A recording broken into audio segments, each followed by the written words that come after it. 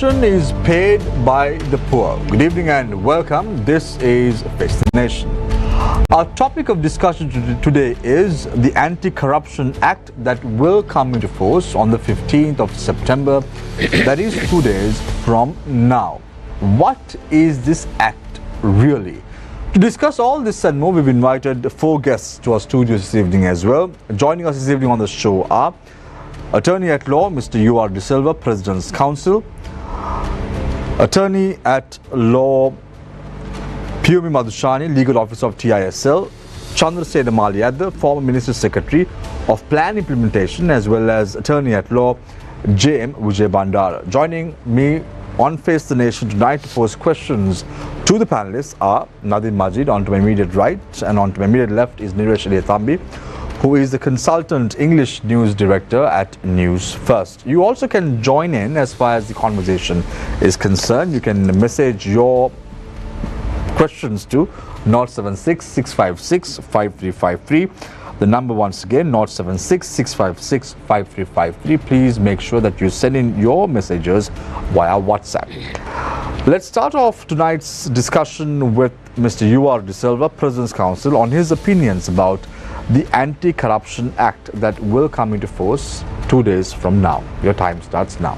Shamil, this was discussed from 2015, whether we are going to draft a bill with regard to anti-corruption, because United Nations Anti-Corruption Convention, our Sri Lanka signed that convention and agreed to implement that in our country, but unfortunately till 2015 they didn't do anything. Earlier we had this 1994 Bribery and Corruption Act.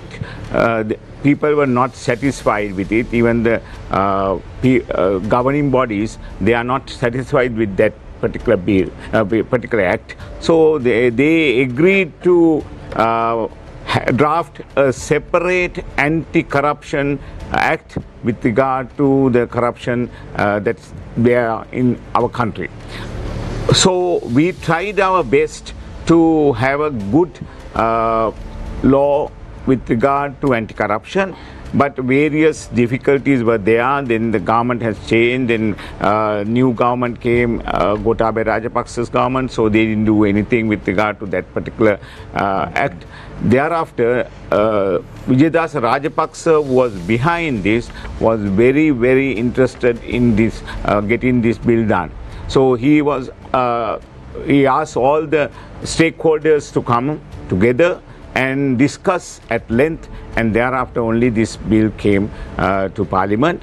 And fortunately, the Parliament it was passed without any division.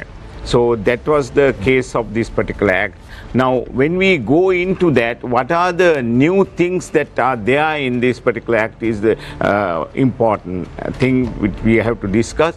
The people should know that now the bribery department, we have commissioners. The commissioners, of course, earlier was appointed by the president. Mostly the Supreme Court judges, after retirement, they were appointed, and then various other institutions, police also, various IGPs, they were appointed after their retirement. But people were not satisfied with their conduct, and they were not responsible, or they are not in a position to divulge what they were doing. So this particular act specifically states that every 4 months the Bribery Corruption Commission should inform the Parliament what is the progress of the particular inquiry, or what is the progress of the inquiries they have done. So they can't just say this is an independent body, we are not in a position to say anything, but they are responsible to Parliament, and Parliament can question what is happening in the particular area. Now we know some of the files that people, the opposition people, they go inside the bribery department, they come out and they face for the interviews, but nothing will happen. We don't know what's happening. So then the people say they are not working on it. Now in this particular act, Shamil, it is important state. Parliament has the power to question them and control them also, and then if they are not doing anything properly, they will say that we are not allocating any money. Mr. Disilla, very quickly before I move on to Mr. Maliadda, we know that since 2015 there were discussions about bringing forth an anti-corruption act or law in Sri Lanka. However, if you look at the last few months, Sri Lanka has hurried this act in question because of the IMF regulations stipulating that it's important to have an anti-corruption legal framework in the country. Don't you think that this bill was rushed because of lenders pressing the government to bring in laws to the country? At least they have done their duty, because of that. In fact, it is the main cause, because we want to show that though we agreed in 2015, we have done anything. So we want to show at this juncture that we are going to do this, and then since we have signed the convention, we are ready to implement it. Right. Thank you very much, Mr. U.R. De Silva, President's Counsel. I now move my attention towards Mr. Chandrasena Malia, the former Ministry Secretary of Plan Implementation. Thank you very much and good evening. So I look the fish out of water because I'm seated among three legal luminaries. I'm a layman as far as I'm concerned. I was a die-hard bureaucrat, So my views, I can learn the legal aspects. But if you look at the anti-corruption bill, it's a timely needed thing for the country, because there are voices raised locally as well as outside the country that corruption is rampant in Sri Lanka. So it has been brought to the notice by IMF, it was brought out by the UNHCR, HRC, and then also World Bank, ADB. All the multilateral donors and the multilateral agencies are drawing the attention. And also there is a concern within the citizenry, locally, that the corruption is rampant in the public sector, and also that the act was drafted by the legal draftman department, and it was vetted by the Attorney General, and it was presented to the Parliament by another legal expert. So it's a 100% legal act.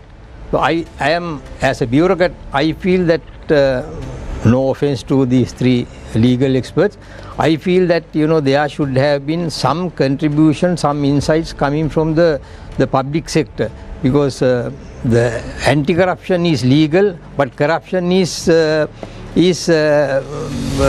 legal. It is illegal, and it is happening. It is according to the bill. If you read the bill, 164 clauses, you will see that fingers are pointed at the public sector. So I am being a public servant. I feel that whether we are committing offences, or whether we are preventing offences, or we are avoiding offences, or we are keeping our eyes closed to those offences, so it is happening in the public sector. So therefore there should have been some lessons learning from the public sector, pluses and minuses, to improve the context of the bill. So I feel that without any offense, offense to these three legal gentlemen, lady and the gentleman, I feel that there should have been some contribution made by the public sector officials. But as far as I know, I don't think there was much consultation with the public sector. Very quickly, Mr. Maliadda, you said that fingers are pointed at the public sector through this act in question. Yes.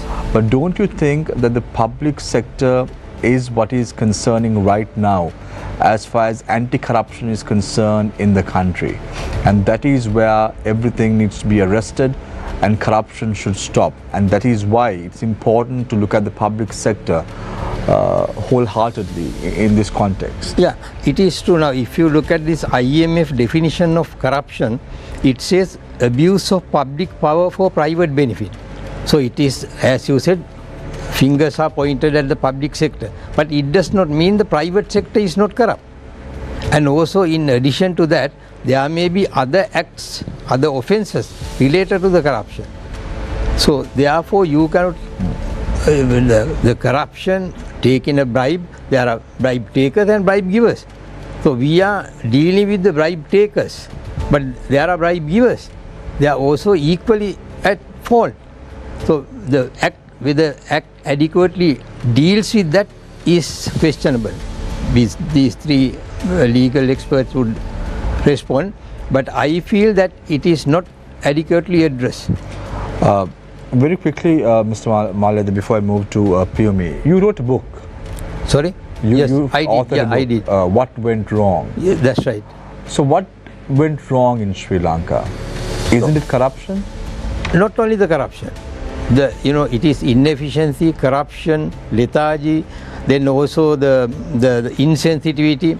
So corruption is one main point, isn't Corruption is one, yes, but So one don't among you many think- others. But don't you think that this bill is progressive because of that reason? Sorry, Don't you think that this act is progressive because of the reason that there has been corruption rampant in the country for many decades? yes, exactly. So it is a timely needed thing, no doubt, because even inefficiency is kind of an act Right. of corruption. Right. Thank you very much, Mr. Chandrasena Malia, the former Minister Secretary of the Plan Implementation Ministry of the then government.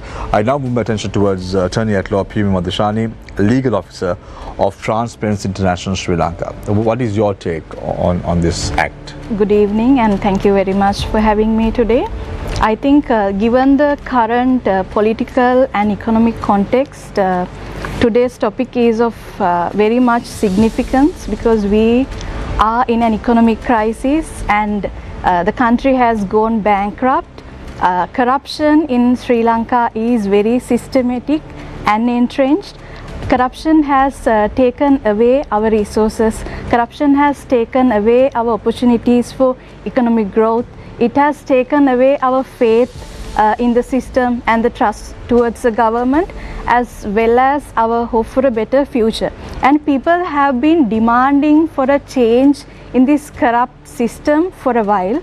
And in order to achieve that, having a strong anti-corruption legal mechanism is important. And we were in need of a better law. In terms of the new anti-corruption law, there are several progressive provisions. For example, new offences related to bribery and corruption are being introduced, such as private sector bribery and offences related to sports.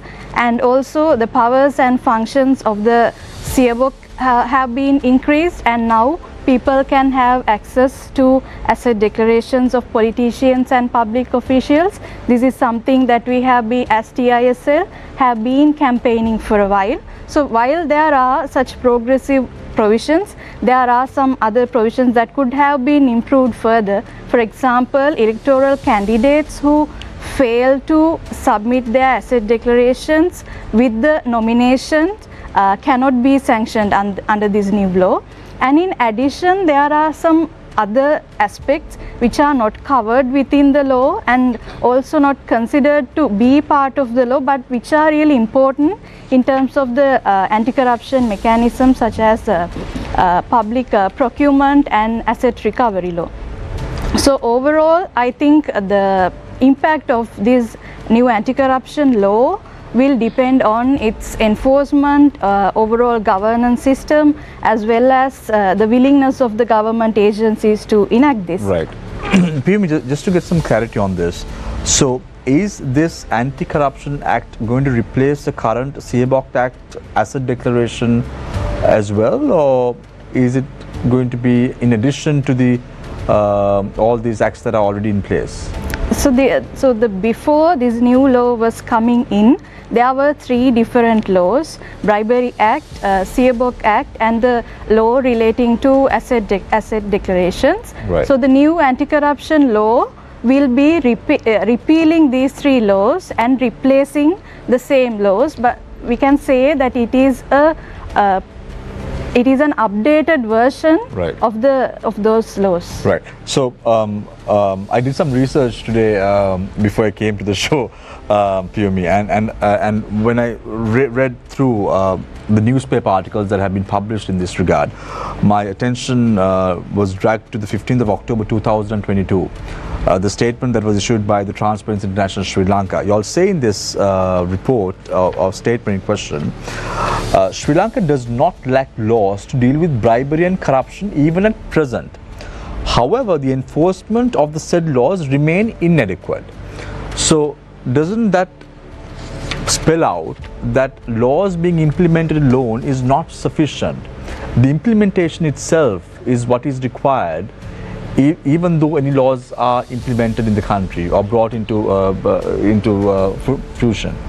Of course, by this time when it was 2022, to October 15. Yes, we were part of the drafting process of the law as well. Time to time, we were giving recommendations to the Justice Ministry for improvement of the law, and within the limited time frame given for us, we also opened it up for public consultation. We got some feedback from public and as well as experts in the field, and we forwarded those to the Justice Ministry, and this law comes in with all these inputs as well. And as you correctly mentioned, implementation process in Sri Lanka has always been a problem. One thing is that the drafting process, of course, is always hurried, and when the laws are also passed, the implementation does not take place properly.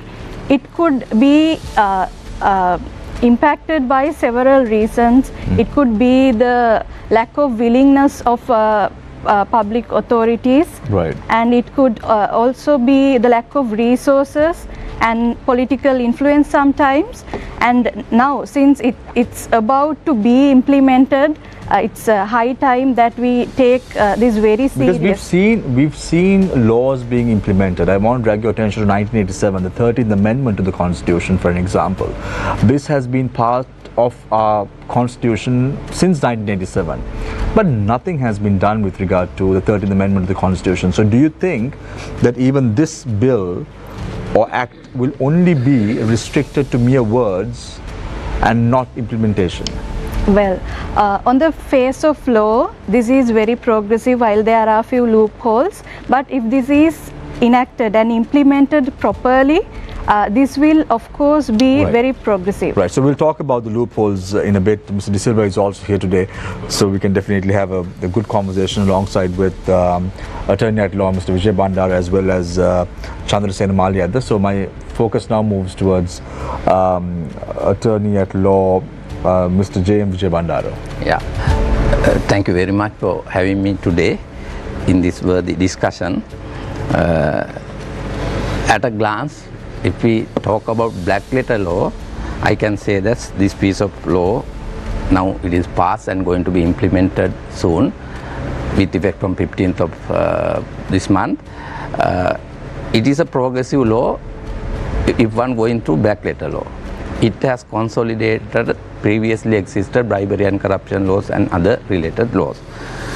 But it's my major concern that I am going to raise today. These laws were there. If any new piece of legislation come into operation, it should be to cover up existing laws, some loopholes, lacunas, or difficulties, obstacles. But as far as bribery and corruption law prevail prior to these acts are concerned, I don't see any constructive attempt to implement previously existing laws. For example, if last 2-3 years, Bribery Commission has instituted many number of cases, and out of those 69 had been withdrawn. That has nothing to do with the existing law. It is not a wrong of the loophole or lacuna of the existing law. So that was the attitude in Sri Lankan system of governance with regard to bribery and corruption. Therefore, mere enactment of a law would not do any justice to ensure good governance in Sri Lanka. So let me put it this way, what we are struggling today is lack of good governance. For that purpose, as a lawyer, I divide law into two pieces. One is law applicable to subjects like you and me, traffic laws. Those are very well implemented. And the other area of branch of law is laws applicable to public sector, constitution law, administrative law, and applicable to governance. So in these two branches of law, what is totally disregarded is, for me, the law applicable to governance. Law applicable to governance. For example, we cannot talk bribery and corruption without just and fair elections. Without just and fair elections. We cannot talk bribery and corruption without independence of judiciary. We cannot talk bribery and corruption or eradication of bribery and corruption with a constructive and less time-consuming system of adjudication. So what we are right now faced, maybe IMF wanted to incorporate into Sri Lankan legal system internationally recognized certain concept of to eradicate bribery and corruption. That is there in this black letter law. But what happened when we adopted ICCPR Act? What happened? For what it was used? It was abused in fact, some section. And finally, very recently, High Court has to write a judgment saying that police is wrongly applying this section. So police is also part of governance. Police also part of governance. So what we see in Sri Lanka, day to day, those who are involved in governance, they are above the law. That is what we are seeing. Always, always. Can you say a particular public figure, we cannot say there was no corruption prior to enactment of this act? There were. There were information disseminated throughout the country, so many allegations there, but can you name a particular landmark case or incident that particular person is convicted by these laws? No. I mean, is it wrong of the existing law? Surely no. Is it something wrong with the system of governance? What people are crying today, have in place a proper system of governance where all are accountable. Look at this act, it's defines the governance. Defines the governance. It says, let me quote, it says, governance include, for the purpose of this act, governance includes system and process that are designed to ensure accountability, transparency, responsiveness, rule of law, stability, and participation of civil society in the administration of government. Without this requirement set in place, whatever law that may pass by parliament will just stagnate just as a back letter piece of law. Nothing would serve to the society. That is my impression at the moment, because I am seriously concerned. Even prior to enactment of this act, there are many cases, complained to Bribery and Corruption Commission. They inquired into, they have instituted certain action. Sometimes necessary number of signatures were not there in the indictment. As a result, the accused has to be discharged. Can you fill those gaps by introducing new act? I don't think so. Right. So if you look at it very quickly, Mr. Vijay Bandara, don't you think that this piece of legislation that is coming in right now, the Anti-Corruption Act, is a simple box ticking exercise in order to access international funds to the country? I believe so, because this type of law, I mean any piece of law, this is a very much touching the governance system. You have to have a proper consultative system. Before passing this act, I have to say there was no proper consultative system. It's one gentleman said there are various sectors whom should have been consulted and negotiated prior to identify this. Of course, since it is adopting internationally recognized governance sections, I am not blaming the contents of the act. It may be progressive, but this is purely for the purpose of hurriedly passed legislation to please IMF. Having said that, I have to say, if IMF also relying on this piece of law only, without looking at whether Sri Lanka has successful in place in the governance system proper, Right. then their objective also is a concern to me. Right. Thank you very much, Attorney at Law, Mr. J. Vijay Bandara. Again, you can pose your questions to the number 076-656-5353. I would love to take those questions to the panelists as the show goes along. Just please be mindful that we have only an hour today for the show. We have to wrap up the proceedings by 11 p.m. because of the fact that we are also telecasting the match repeats on TV1. Hence, let's get the ball rolling quickly with Niresh today. Thank you, Shamir. Mr. De Silva, you mentioned that this is a progressive law which is timely. But our country's problem has always been the implementation of the law rather than a lack of laws. So of course laws need to be upgraded once in a way, but if they are not implemented, there's really no point. Now today there was a news item that the chairman of China's largest life insurance company, a state company, had been sentenced to life in prison without parole for corruption. Now, is there any guarantee at all that our new act here would result in such powerful figures in our country being brought to book at all? It's a very good question because we have a good legislation, but the fact remains, as you quite correctly point out, how are we going to implement? Why so lacking earlier? That is, Mr. Vijay Bandara also concerned about that. My request and my argument would be, why can't you go into this and see whether they have included any progressive thing? Now here, of course, expert witnesses have been included, expert investigated. Now in our bribery commission, we have only police officers where they have not up to the mark to investigate this type of corruption. As you know, the corruption, of course, is a difficult area to investigate into.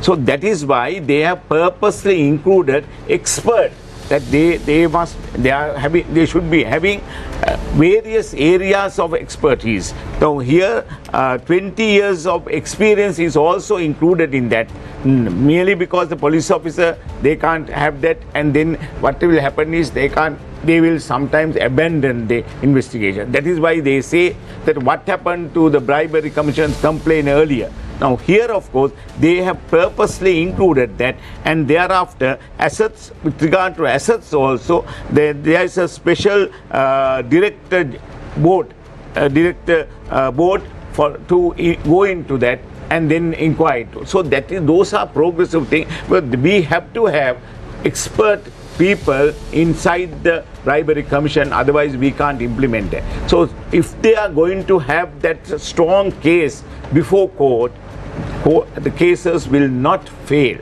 That is the main thing. In other criminal cases also, what we say is you have to have proper investigation and put up a good case for the court to go into that, otherwise defense will show that. But Mr. De Silva, going by, if you look at like real world examples, based on what Niresh was saying, you look at that person being convicted.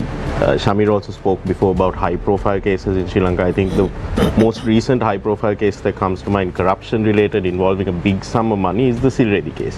Sorry? The Silreddy case. Yeah. Where 600 million rupees from the Telecommunications Regulatory Commission's budget was taken to buy Silreddy to be distributed for election campaign. There was a conviction. Both the suspects, the accused, were convicted by the High Court. Then released on bail when it went to appeal.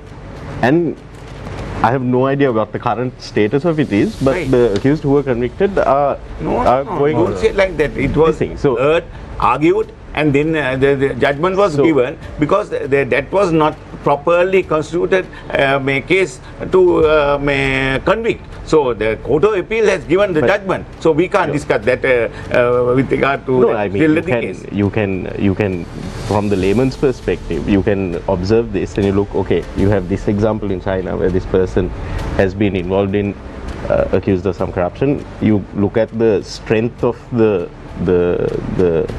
system in which that person has been punished, the punishment that has been given, which probably matches the severity of the offence committed as well.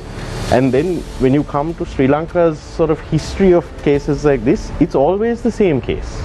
It always goes through the same process. No, that's why I categorically stated that investigation purpose is an important area where we didn't have that. Because those police officers, they couldn't cope up there. So what you're saying, Mr. De Silva, basically is that all of this that all of these people that have gotten off free over these past decades, they've all gotten off free because of failures in the investigation. That's correct. Perfectly right. Because though they were convicted in some area, at the appeal stage, they were acquitted on the basis that it was not a properly constituted case. That is quite a glaring indictment of the public sector. But Nadim, I just want to correct you there, because they were found guilty, but through the appeals court, they were acquitted, Anusha Palpiter and the president's secretary. So right. we should remind our viewers that there was no contention there, because at the end of the day, the appeals court decides, and their verdict on this case was final. Yeah, and we need to Silva respect. is saying is that verdict was prompted by failures in the investigation That itself. of course we are not certain. That we are not certain. Without going into the content. I have gone into the then he will case. answer, yes, No, sir. I can definitely say It's due to failures in the investigation. The appeal court categorically stated that this is not a properly constituted case. So that is why they say investigations were not properly done. So, yeah, that is why they So were on acquitted. that note, Mr. Maliad, I want to say what Mr. De Silva is saying is a very glaring indictment of the capacity and capability of officers in the public sector, officers of the law enforcement officers in the public sector. Do you agree with that? Are our public law enforcement officers so incapable that they I won't say failing to so prosecute cases incapable, but not capable enough. Yeah, that's correct. because, Capable enough. Yeah, because you know that sometimes they are capable enough, but they don't act. They don't. There is no decision made. When the decision is made, it is not carried on. It is not implemented, and then there are capacity problems. But also there are other issues. Now, if you take, there are certain acts, archaic laws in the country. The Forest Conservation Act was passed in 1907. The Fauna and Flora Act was passed in 1938. UGC Act was in 1978. The BOI Act is 1978.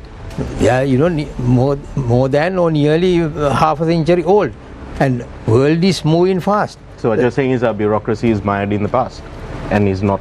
Yeah, your bureaucracy is not changing according to the trends in the country, as well as the needs of the country, as well as. So, Mr. Malia, do you feel that now the question that we're asking today is this Anti-Corruption Act an eyewash, or is it actually going to achieve something? No. So let me ask you this question. Do you feel that now that this legislation has been passed and from the 15th of next month it's coming into force? This month. Sorry, from this month it's coming into force. Are you confident that this act will help build the capacity of the public sector, will help build the capacity of these officers? No, I don't think, because this is only a reactive process, not a proactive process. So now, if you look at this act, the purpose say two purposes. One is to detect and investigate allegations of bribery, corruption and offences related to the declaration of assets and liabilities and associated offences. That is one. The other purpose is to promote and advance the prevention of corrupt practices, to educate and raise awareness among the public. So there are also 10 objects. 5 are on prevention. But if you read this, there are 164 clauses, only one is talking of the prevention. So prevention is very important. So again, this seems to have been very much a rushed legal instrument here. Although, of course, the UN Convention is from the UN Convention Against Corruption is from 2003. For nearly 2 decades, we have ignored it, Actually, And then Girish, at we the- haven't ignored it, because when the 19th Amendment was brought in, the UN Convention Against Corruption was included and it was given constitutional recognition. And then after Gotabaya Rajapaksa was elected president, through the 20th Amendment, they stripped all of those clauses. So we actually went backwards. Yeah. You know, the issue is, now we have enough laws, regulations, institutions. There are procurement commissions, procurement acts, all that are there. And also we are the only country we establish a good governance government. So but with all that, corruption also coexists. And that is, we don't take action to prevent from So it seems to me Yeah. that it's not a problem of the bribe giver and the bribe taker, it is a problem of the implementer of these laws. And course. there is nothing in this new law which would force the implementers to implement the law. No, you can't say like that, because that is why I categorically stated that there are expertise in this particular act itself. They say now their bribery commission will get in those people into their commission, and then they will be given the opportunity to handle those things. Then only we can see. If you are seeing it in negative way, always think that it is not going to do anything. But no, don't do that. This is a good state where we expected this to happen, but at the moment we can't predict. It's premature. Now what they have done is they have included those people, and then if they are not working properly, they will throw out. The parliament can throw about. That is the very reason that they have given opportunity. Every 4 months they have to report to the parliament with regard to their progress. Then the people can see what's happening. Earlier it was not there. That is why I say. But don't you But think, Mr. Dissilva, the let Bribery me- Commission already, like almost every, I think half yearly now, they put out their reports. 1994 onwards they are doing that it. they've been putting out their reports. And when you look at the reports as well, it's there's this terminology that's used in civil society circles called grand corruption, which refers to corruption where the value is in excess of a certain amount of money. But you look at all of the cases that have been successfully prosecuted by the Bribery Commission are all almost petty crimes. Yes. Right? A police sergeant has taken a bribe of 25,000 rupees. A school teacher. School teacher, school principal or zonal education director or someone took a bribe of 150 or 200,000 rupees to put someone's child in a school. These are the kinds of cases. There have been some cases with forest conservation officers, etc. And it's all usually bribery and very small level cases. All of the big ones, and maybe it's because, like you say, they don't have the capacity to carry out these investigations, but in all of the cases which are basically where you would term it grand corruption, there has been no successful conviction, let's say, where the person is convicted, they go through the legal process and they are either locked away or have been made to pay a massive fine. And what is the this public- is why I find it very concerning that, true, it's good, and as you say, there are progressive elements in this law, and having read it, we will also say, okay, this is very progressive, this is a step forward, we should do this. But if it is not implemented, then it will just be like giving constitutional recognition to the Convention Against Corruption, because it didn't achieve anything. I quite correctly agree with you, but at the moment we can't say so, because now after 15th only we can see what is going to happen. So that the commission should be appointed. Now earlier President appointed these things. Now Constitutional Council. Now my learned friend stated that the signatures of those indictments. Now it has been done away. Now it has been given to the Director General. So he signs it, and he was there. Right? He is the person who is there. But Director General also being appointed by the Constitutional Council. So those are progressive things. Right. And 6 bribes. 6 bribes have been identified clearly and they stated like that. And whistleblowers also. Now earlier there are people who came out and given bogus information. So they can't proceed with that. So to deal with that, they have included some section where if you are going to give some information and after the inquiry you find whether they are Mr. Dissilva, wait, just a minute. Yeah. If the bribery commission finds that those are purposely, jealously put forward the complaint, then they will be tried before the High Court. So Piyumi, you said that there are loopholes in this act in question. What are those loopholes? Yes, there are a couple of loopholes. One would be the one I previously said. The electoral candidates are required to submit their asset declarations along with their nominations to the election commissioner, and failing to do so will be an offence, but there are no sanctions for it, while there are sanctions for other failures of other officials. Right, so with your permission, let me just ask Mr. De Silva, there is one loophole that Piyumi spoke about.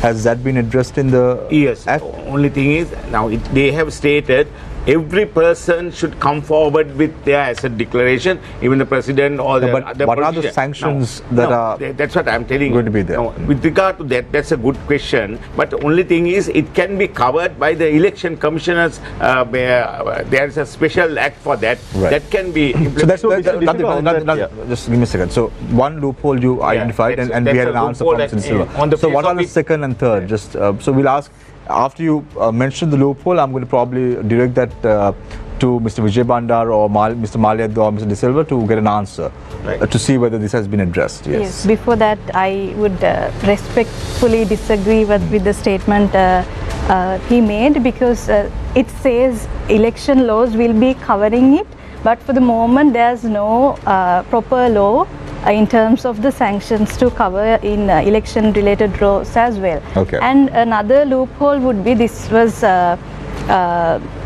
commented by us for several times as well, 119, where it says complainants who makes false allegations against anyone and who will make allegations knowing that he or she has not committed an offence relating to bribery and corruption can be convicted by this law. So we were informed by the Seabog that this has of course been in the previous law as well, but this was not used against anyone, and we do not see a point if it has not been used so far. We also do not find a reason to keep it, because we have a history of using good laws to take revenge from people, and in a bad way. So this can be used against anyone who is willing to reveal corruption and complain against corruption.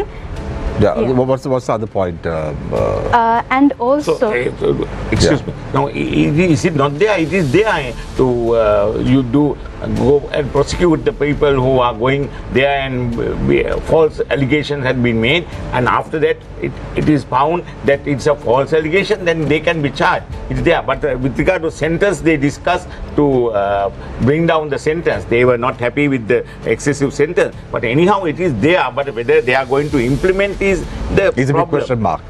Right. our argument would be that it would discourage people who are willing to come forward and report corruption. No, I don't think. And it is correct. especially- I am especially when- vehemently object. especially to Mr. Vijay Bandar also. when we take into past experience, these things popped up when people are in opposition, charges and all this. When they are in government, what we have seen is withdrawal, bribery and corruption. Nobody can deny. Please, No. if you give me any example where bribery or corruption commission during last 2-3 years withdrawn, mainly I'm talking about politicians because they are connected with bribery and corruption. Any opposition members case withdrawn? No, I Can don't you think, name a Mr. single Vijay Bandar, location? you are correct in this position, because it's a No, let me fact, finish this. no, it's a fact that it was being withdrawn. I want to raise a point. Let me. So then, You carry on. in that circumstances, we have experienced, as she correctly said, how ICCP are used against innocent people, even artists. They were remanded. I mean, we've seen that in the past. We have seen. So then, what is the assurance that they will not revenge from the genuine people who have complained against the rulers, right? And then this reporting process is a very vital fact. Reporting process. They say report to Parliament. Indirectly, Parliament take over supervision over the bribery commission. even after the new act come into operation. Who are in parliament? Members of parliament, cabinet of ministers, prime minister, all are in parliament, and they are running the ministries. Those are the institutions that will be targeted. So there's a question on that. Let me pose a question to Mr. De Silva on that. We have a viewer asking, Section 42 says the Commission can initiate investigations, which means on its own initiative. Does this mean an allegation in the media can be taken up for investigation? However, could be thwarted if the allegation is made under the guise of parliamentary privilege, especially when its contents of the report is based on Hansard report or documents tabled in Parliament. Any comments on this? Yes. Only thing is now, bribery commission was given the power to investigate into without waiting a complaint. If they come to know some sort of corruption or allegation about bribery, they can go into that and then they can inquire into. That's a fact. So whether it's a perfect thing or not is the thing, that whether they are doing it properly or not. We merely because it is stated there, we can't say it is not good. It is there because it is important to have that type of a thing. Otherwise, we are waiting for the people to come and lodge complaints. So if they come to know by way of political paper advertisement or paper report or television report, then they can call those reporters and ask recorded a statement and proceed with that. So that's a so Mr. De Silva, this was there under the 19th Amendment, where the Bribery Commission was given the power to initiate investigations on their own. So about a year after the 19th Amendment was passed, we submitted an RTI application to the Bribery Commission and we asked them, how many such investigations have you undertaken? We didn't even ask for the nature of the investigation. We just asked, how many such investigations have you undertaken? Zero. So a year after that. That is why I say, so we can't say actually what actually happened there. Right. Inside the Bribery Commission, there were a lot of problems with regard to conducting of investigation. So they needed some people to have that expertise. So are you trying to say, Mr. Silva, that there are no expertise at the Bribery Commission right now? Yes. There were no. Because only, I don't want to blame anybody. Some normal police officers, if they were interviewed and if they say that they are ready to work with the bribery department, that's all. There are no qualification. Here, of course, they have specifically mentioned about the qualification. So without those qualifications, they can't. So how long will this implementation process take? Now say there are qualifications that have been articulated, all that is good and well and good. But when will it be implemented? It should be done immediately, because now once the commission is enacted after the 15th, they will go into the operation. So then they will recruit people. Right. So Mr. Malia, we have a question from one of our viewers again to the point that you made with regard to the public sector being targeted in this act in question. The main culprits for corruption are parliamentarians who get those close to them to commit the crimes. The people so involved down the line do it at the cost of losing their lives if they betray those telling them to do it. How will the act address this problem? No, I don't think you can isolate one group and say they are corrupt. There are corrupt people in all the sectors. Now, if you look at the public sector, the politicians, the academics, the professionals, lawyers, the private sector, there are corrupt people and corrupt acts. So what happens is that we are not taking any action to prevent. Our laws are not sufficient. This act is not sufficient. So we allow them to happen and then do post-mortem. So that is where we go wrong. Now if you look at this chapter 4, powers and functions of the commission, it runs into 48 pages. And if you look at that, I don't think the Director General can take up more than one case. The procedures, the steps to be taken, it's a long, lengthy process, It will take ages. That boils down to the point that Mr. Vijay Bandara made before. Have a free and fair election, independent judiciary, and then the adjudications in terms of cases. So there is a big question mark. And also, you see this now, Mr. De Silva and me and we all agree, bribery and corruption are crimes. There is no dispute regarding that. No? Now, under our general law of criminal investigation, criminal procedure, there is no process of reporting to Parliament. It is within the established criminal justice system, Attorney General Department, Criminal Investigation Department, and various, there's a particular system set up. But here, we all know that bribery and corruption mainly deal with politicians and public sector. Now, when dealing with that, they have introduced this criminal investigation to be reported to Parliament. So what's the point of reporting to Parliament where there is Indirectly a placing gold under them. smuggler sitting in Parliament, Exactly. and the other So indirectly what will parliamentarians seem to be fine happen? with it. Commission will be under the Parliament. No, that's not correct. Because This is very unfortunate situation. earlier it was independent, nobody can query, nobody can get all the Parliament any itself information. not independent. So that's the issue there. They were asking why bribery commission was silent. They are not coming. But this is what Niresh was trying to refer is, we have parliamentarians who have smuggled gold and who are sitting in Parliament. Then we have, right now we all know there is a health crisis in the country, and we see no confidence motions being tabled in Parliament, and how health ministers go scot-free to the problems that are faced. So there is a big question mark right now in terms of the actions of even the parliamentarians, isn't it? Extortion correct. convicted people, murder convicted Merely people. because people say 225 all are corrupted, that's wrong. Mr. Maliadda quite correctly pointed out, there are. But the fact remains, the other important factor would be, how can the people know if they are not being reported, if they are not asked to report to the Parliament? Right. They are not under Parliament. They have their independence, but they can't say we are not bound to give any information to the public. Now the question mark is, Mr. Silva, if you look at the past, we've seen the Financial Crimes Division that was set up. The Bribery and Corruption Commission was involved, the Attorney General's Department was involved, the Police Department was dedicated to having FCID. We saw how high-level individuals who were corrupt could have been arrested and brought to book between 2015 and 2019. But it never happened. So what assurance do we have that such an act is going to do justice to the people of Sri Lanka? So that is why they say it is an independent body where they only report in the sense that they will divulge what is the progress. That's all. The Parliament can't dictate you do this and that. Why you all have not done is the issue there. As you quite correctly asked me, they can ask why you are not doing that particular file, you have ignored it. Why is that? That can be done. It should be done. But don't you think that is already happening at the COPE? No, that's not correct. Only the Hope doesn't have any implemented thing. That's just a public gimmick.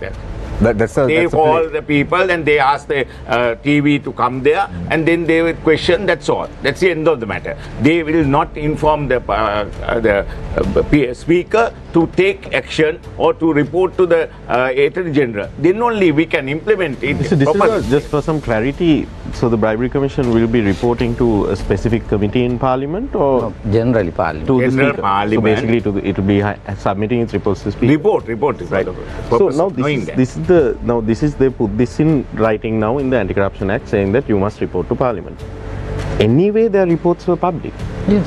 No, Anyway, they are correct. by half yearly and annual Yes, reports. yes, report, we heard can't in see public. that because only You can't if see they- specifics, but the general report is public. No, you can get what it is from the the general Reserve Bank report? website. You say only Annual when report. the indictment or charge sheet is come there, only we can see. Why should Otherwise, people know the investigation? I mean, for example, if minister or member of parliament is a suspect and you report to parliament, then they have the access. The suspect have the access to the that is not investigation correct. information. This is unnecessary, going beyond the limits of that. They are reporting in the Sir, same. first of all, we have to respect everyone's opinion. That's what. Now he is taking only up to some point. We have to adhere to that. Now you Because- seem to be taking the government's point of view. No, Mr. not the Banda seems government to be point. taking the opposition I point am, of view. I So am we'll respect concerned everyone's about the act opinion. only. I am not saying anything with regard to the government, whether they are genuine or not is a different issue. We have to discuss later on that.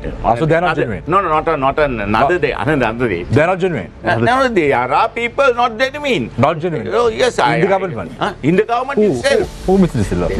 We can't discuss this matter. This is anti-corruption. So we are discussing about the Right. anti-corruption. So the only thing please, is, what I am saying is, we have to be very clear about that they will only say what is the program. What Mr. Sir, you're saying you're not on the government side, then you're saying people are corrupt. When I ask you who the people are corrupt, then you don't say who the people are. No, this is not the Shamil, you must give me the opportunity to explain this. I'm giving you an opportunity to tell the name. That is why I'm saying Parliament is not bound to dictate them.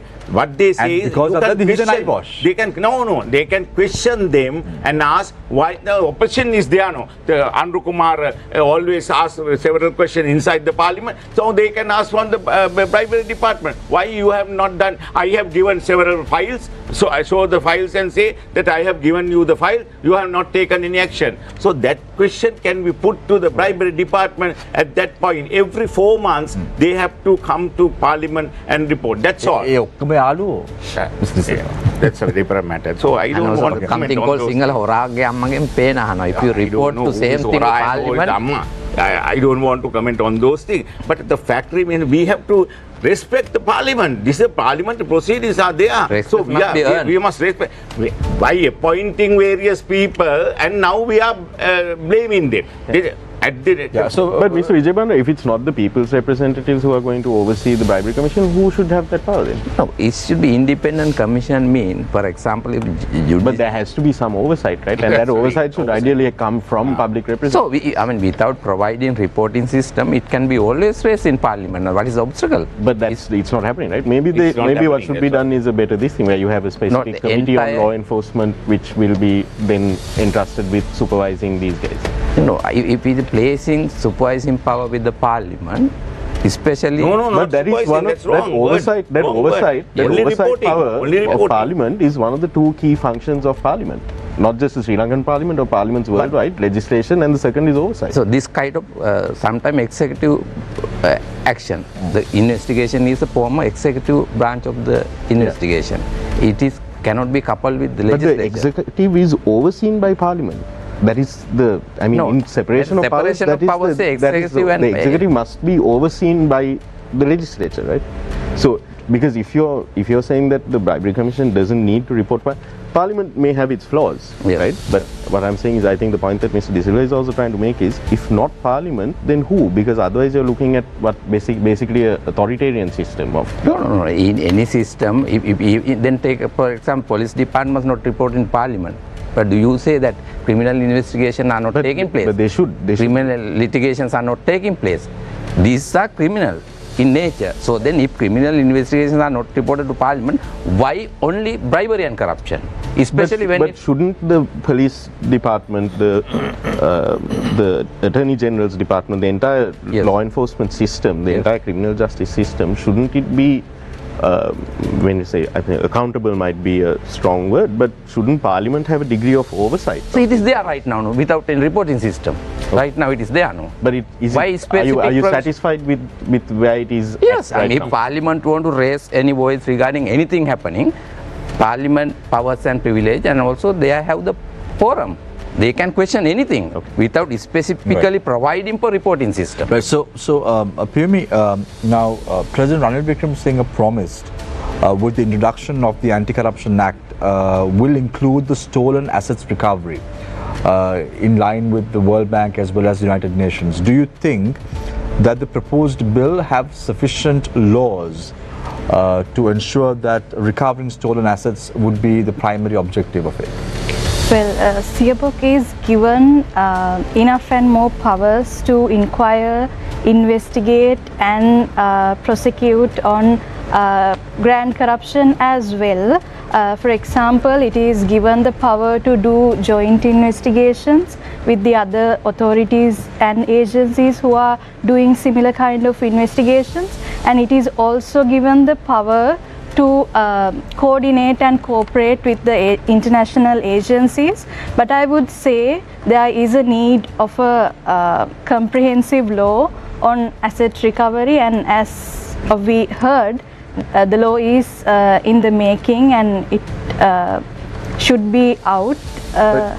See, again, this is my issue. So now these laws have already been drafted. There was the Proceeds of Crime Bill that was being introduced. There was the Stolen Asset Recovery Initiative that was functioning under the Presidential Secretary. I think Attorney at President's Council, Valiamuna, was heading that initiative, if I'm not mistaken. So basically what we're doing now is, because the discussion is whether this is an eyewash, so we're asking the question whether are we just reinstating the pre-existing system of the 19th Amendment because it was taken away on the 20th, and then we're hoping that by some miracle it will all be implemented.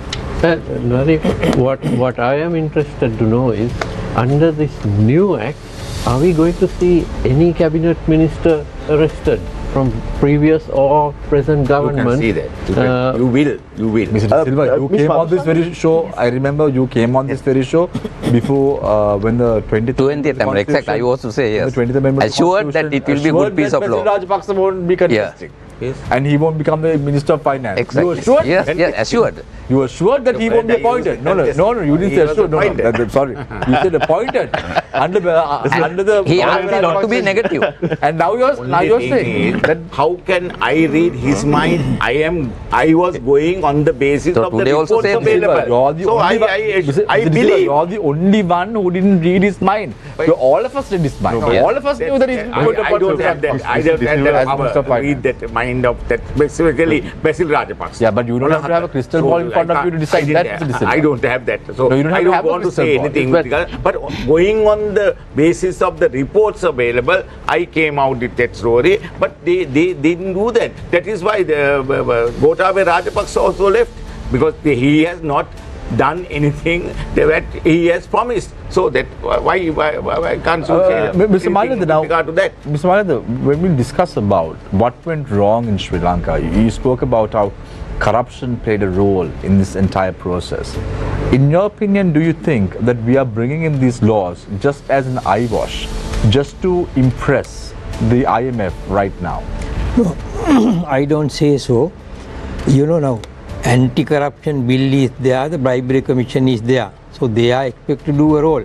But it does not mean that we can go on committing corrupt acts, and it does not mean that we should keep our eyes closed. Now, being a secretary to a ministry, I am the chief accounting officer. I am accountable and responsible for the public funds.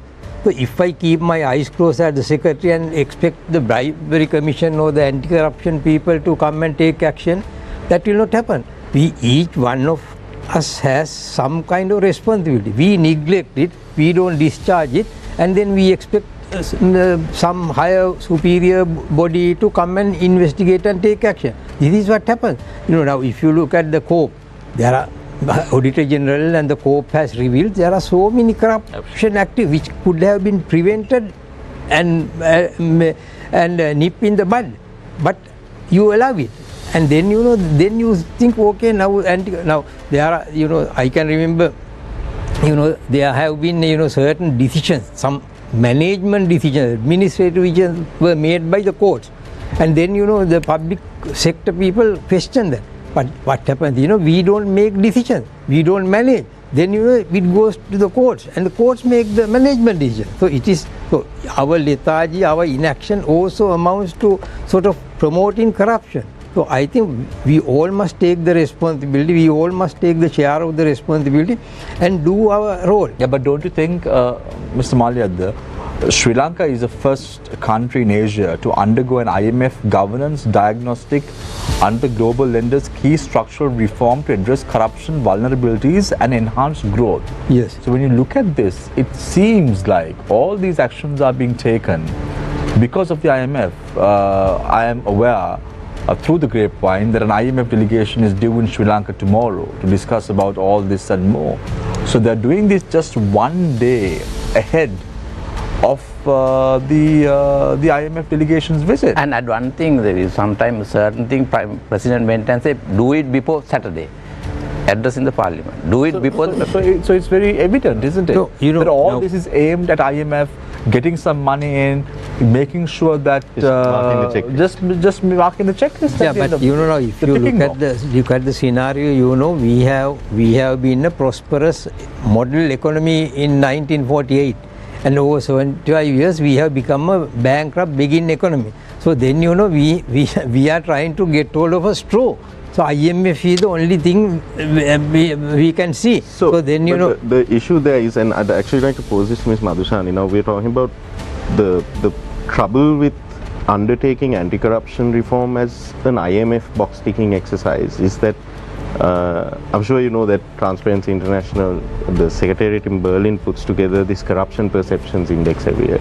And every year all of the countries that rank at the top, that as the least corrupt nations, also rank at the very bottom when it comes to the Tax Justice Network's index of corporate tax havenry and financial secrecy.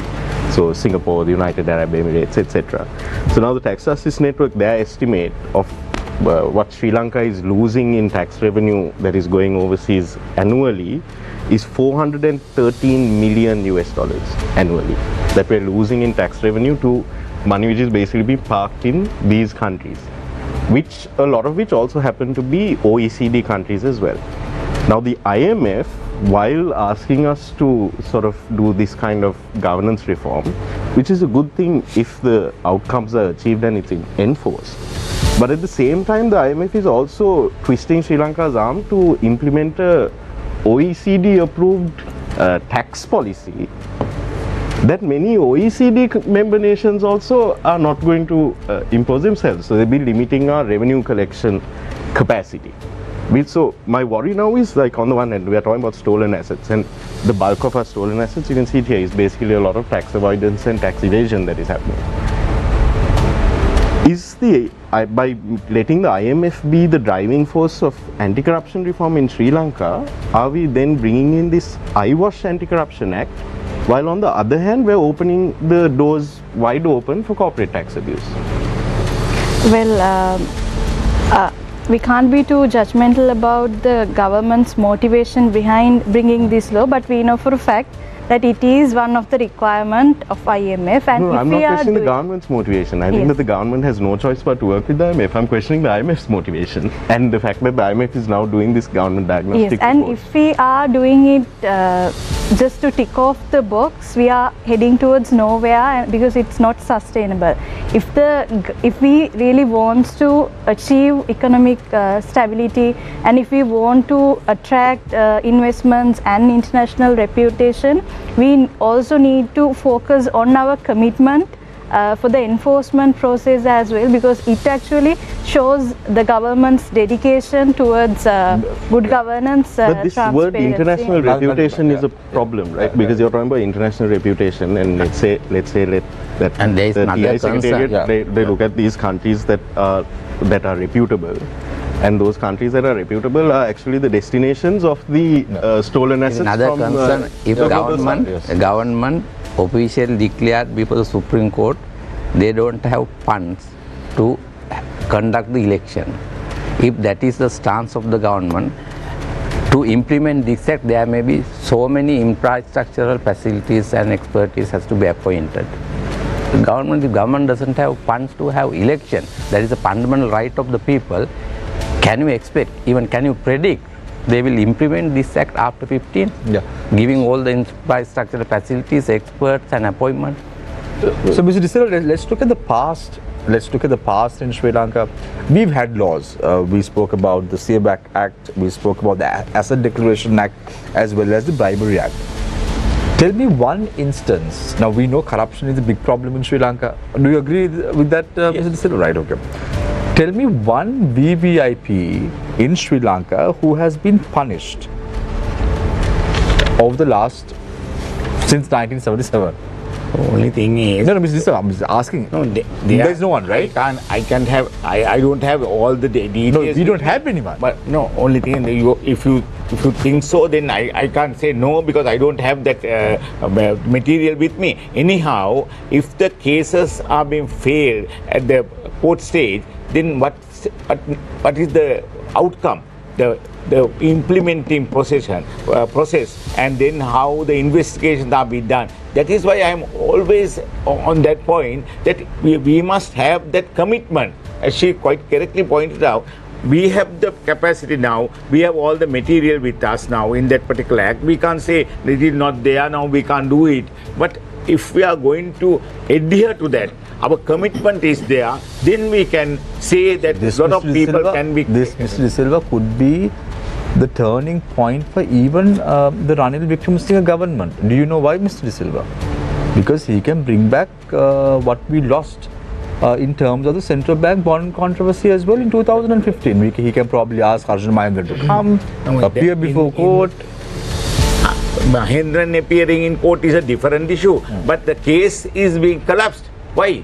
They have not properly investigated and put forward the case to the High Court. That is why the judges have stated that this is not a case where we can proceed with that. Without calling the defense, they acquitted the people. So why is that? Why is that? The implementation or the investigation process was not done correct. Whether they have purposely done it or not is a different issue. Shamil, I don't But want normal cases are not collapsed like that. No, normal laymen as surgeon, teachers, cases not collapsed. Though they say 1,000. Those are simple cases. But the investigation straightforward are efficient. They go in and that they line. apprehend. The corruption matters, of course, it will have a lot of investigation. But the problem is, Mr. Silva, what sort of guarantee do the general public in Sri Lanka have that this law will be enacted against VVIPs, against ministers, Implemented, yeah. against parliamentarians, and will we see light end of the tunnel? Now that's the question people are asking. It's not about having a law, and you're saying here very nicely that implementation is important. The question is, we have to see that. The question is, will this be implemented? That is, of course, whether the people who are being appointed to the bribery commission are working on it or not is the issue. Whether the investigators are doing a proper job or not is the issue. So that is why the parliament has been given the power to ask questions whether you all are But doing it even properly. right now, Mr. Silva, under COPE, the parliament is asking questions. But there We is have no, seen no Charit Hera implementing. doing- So only thing is doing they his can't go numbers. We further. have seen There is that. no provision for them to go further. That is why we say this act can be done. Now these questions being asked, and then all the material can be put forward to the bribery commission But to if you look at investigate. it, Mr. De Silva, Vijayasa Rajapaksa, he was a co-op committee chairman at one point.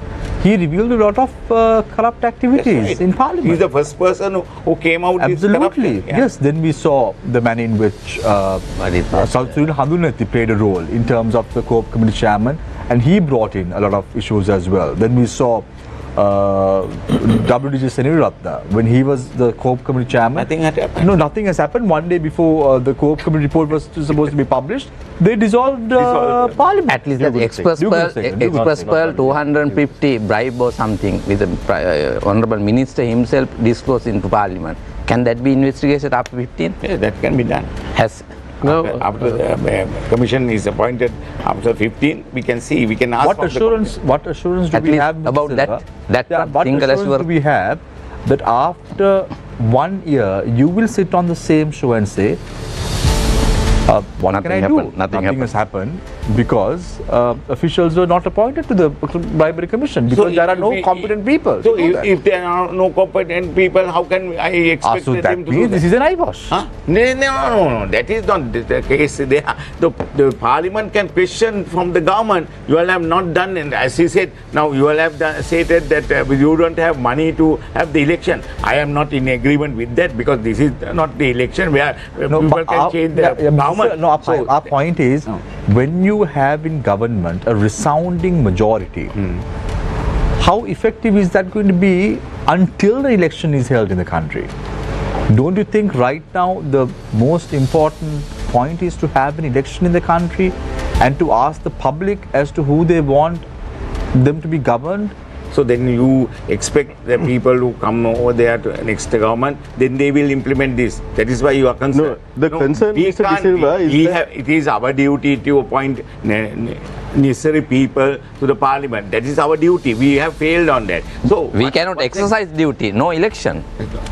No, I think They he's are saying they talking failed about thus far. election in the sense, what is the election they were talking? That is the election that can not. Which election? Which election? They were talking about. I didn't mention any particular election. Election. Every time they are talking Hypothetical. about election. Firstly, they started what election? So that particular election cannot change the government. No. At the moment, we can have parliament election. Are you also in agreement Right. with So that? I want we have to have the Neeraj, parliament no, but election. do you have any That's Any correct. election is Yeah. important. No, election is important. I quite appreciate that. But with this country situation, that type of a election, that government Local government. cannot be changed.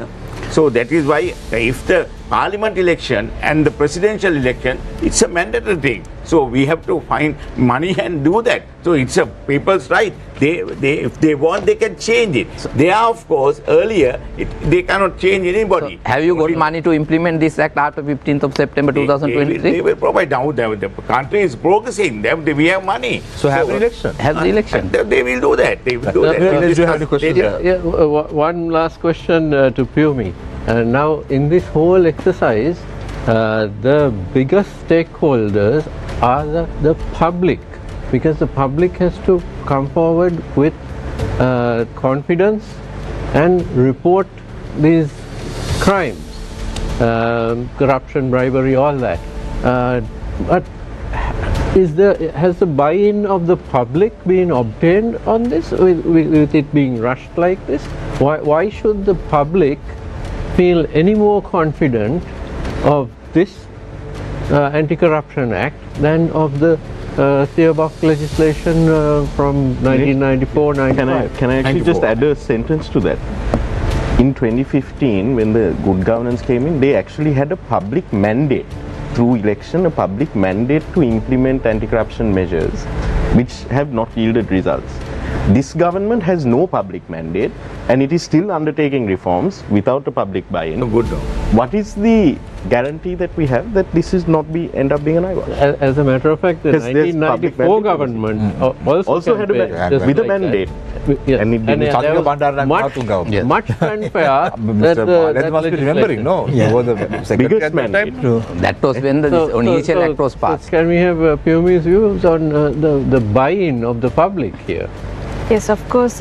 With the new anti-corruption law, we can consider Seabok as one of the most powerful independent commissions in Sri Lanka, and all the definitions given in relation to offences can cover corruption in political sector as well as public sector, and bribery in private sector as well.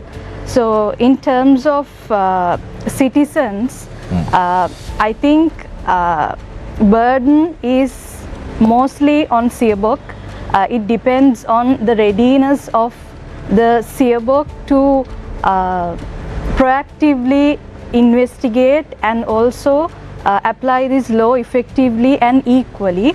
And then there's a burden on the government as well to create the enabling environment for Seabok to act independently by providing enough resources financially as well as in terms of human resources. And then civil society and citizens can also play a crucial role in monitoring the enforcement as well. As I said, there are a couple of loopholes in the law that might discourage people to come forward, but there are other laws that protect victims and witnesses of bribery and corruption and other crimes. So people always should take a step to report corruption and voice against corruption. Right. So I want to give Mr. Vijay Bandara, Mr. Malayada as well as Mr. Silva a minute each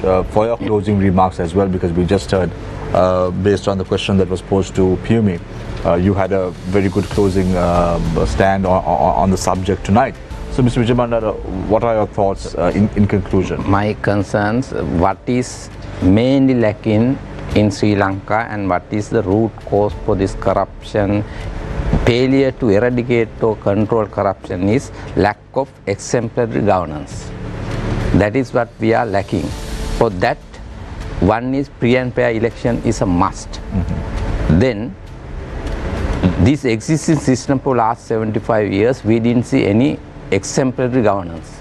That is the root cause that we are right now facing. Therefore, in future, having backletter law is progressive, good, but to implement those laws, what is foremost important factor is allow the people to use their franchise as a fundamental right, and allow people to elect a government, and also system change mean exemplary governance. Exemplary governance. If particular president or cabinet minister doesn't have any interest, or if they are not running business personally while having the post, this system will come good and those laws could be implemented. Right.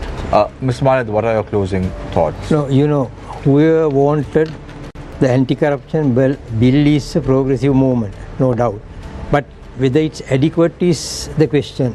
If you look at the magnitude of corruption and the frequency and also where it is happening, the anti-corruption bill may not be sufficient to combat all that. The other thing is, now if you look at this act, the clause 111, clause 162 is given the interpretation. So it gives the interpretation of bribery gratification, but no interpretation given to corruption. So I do not know what you mean by corruption, because this, according to this act, there is no interpretation given to corruption.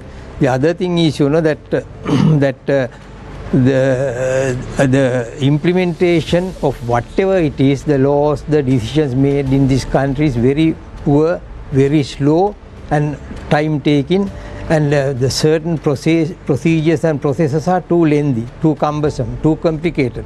Now, even if you look at the process of the investigation of the provided in the Anti-Corruption Act, is a lengthy process. So it will take ages to investigate one and conclude.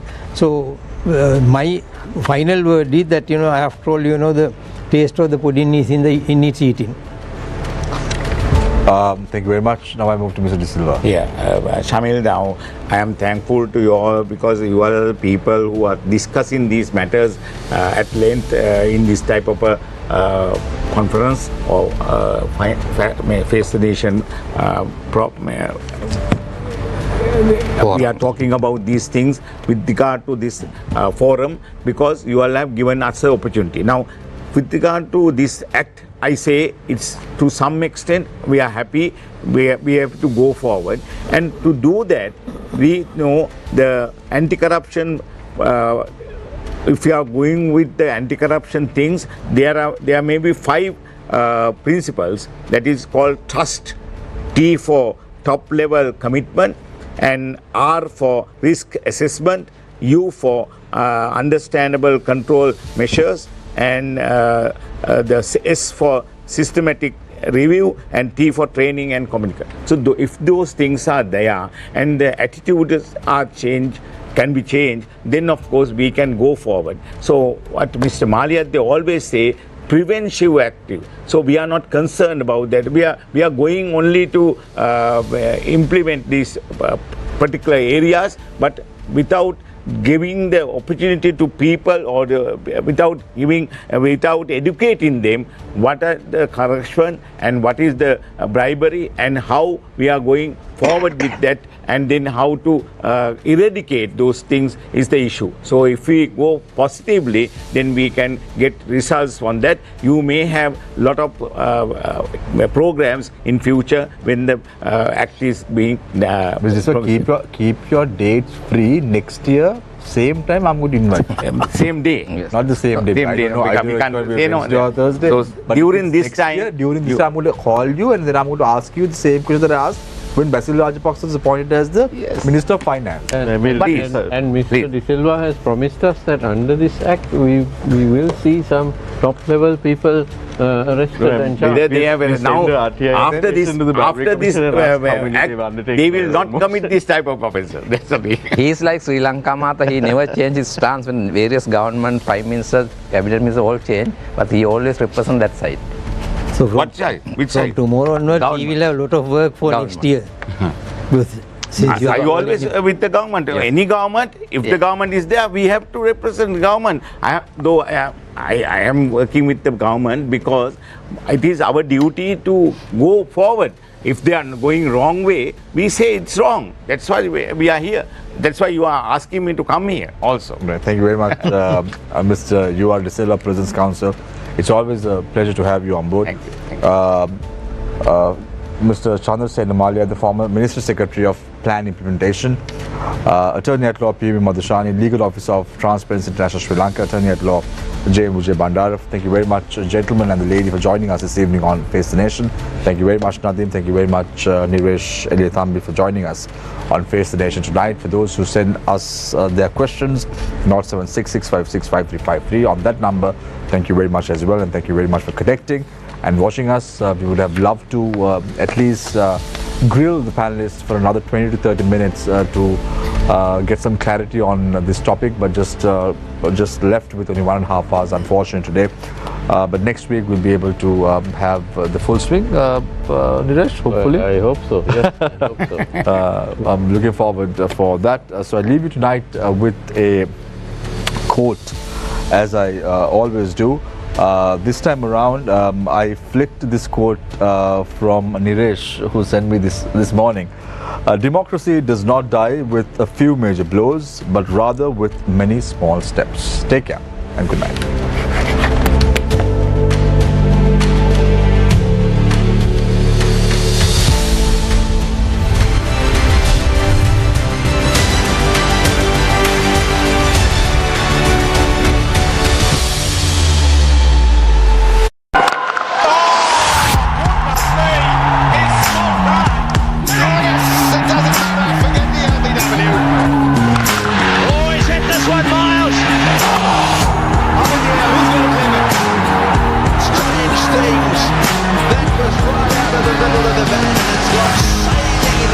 Asia Cup, the official broadcaster in Sri Lanka, live from TV1.